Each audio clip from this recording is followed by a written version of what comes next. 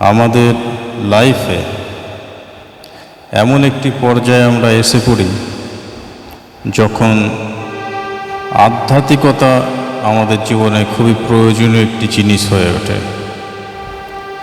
আমরা জীবনটাকে অতিবাহিত করি, কিন্তু এমন একটি পর্যায়ে আমরা আসি যখন মনে হয় যে এই পৃথিবীর পার্থিব সব কিছুই একদিন বিলীন হয়ে যাবে, আমাদের লাইফ এরকম আর থাকবে না, এই সুন্দর পৃথিবী ছেড়ে আমাদের চলে যেতে হবে। সব কিছুর মধ্যে দিয়ে আমাদের এই পথ চলতে হবে, সেখানে সুখ দুঃখ বেদনা সব কিছুই থাকবে, রোগ যন্ত্রণা, এর মধ্যে আমাদের বাস করতে হবে। আর তারপরে তো রয়েছে ঈশ্বরের অফুরন্ত আশীর্বাদ এবং ভালোবাসা। তিনি তার প্রতিমূর্তিতে আমাদের সৃষ্টি করেছেন, তিনি আমাদের তৈরি করেছেন, আমরা যেন তাকে জানতে, ভালোবাসতে এবং সেবা করতে পারি।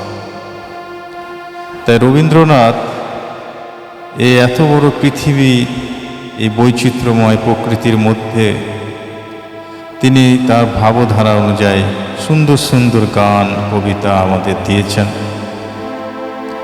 রবীন্দ্রসঙ্গীত মানুষের জীবনকে খুঁজতে সাহায্য করে, আমাদের জীবনের গভীরে নিয়ে যায়। আধ্যাত্মিকতা এই রবীন্দ্রসঙ্গীতের মাধ্যমে আমাদের জীবনে ফুটে ওঠে। আমরা নিজেদেরকে রবীন্দ্রসঙ্গীতের মধ্যে দিয়ে বিভিন্ন ধরনের গান রয়েছে, যখন আমরা আমাদের এই দুঃখ বেদনা একটু হালকা অনুভব করি, আমরা জীবনের মানে খুঁজে পাই, মনে হয় যেন পৃথিবীটা খুবই বৈচিত্র্যময় ঈশ্বরের মহাদানের মধ্যে আমরা রয়েছি। আসুন একটি রবীন্দ্রসঙ্গীত আমরা শুনি।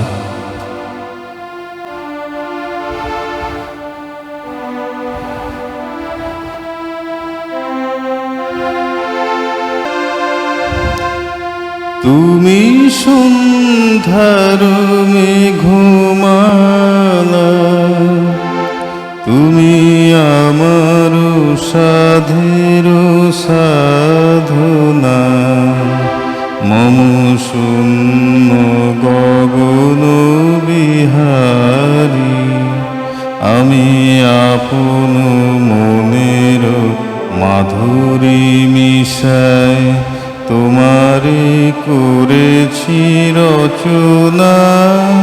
তুমি আমারি, তুমি আমারি, মম শিব গগন বিহারী, তুমি সন্ধ্যার মেঘমালা, তুমি আমার সাধের সাধনা, মম শূন্য গগন বিহারী, আমি আপন মনের মাধুরী মিশায় তোমারে করেছি রচনা। তুমি আমারি, তুমি আমারি, মম শিব গগন বিহারী।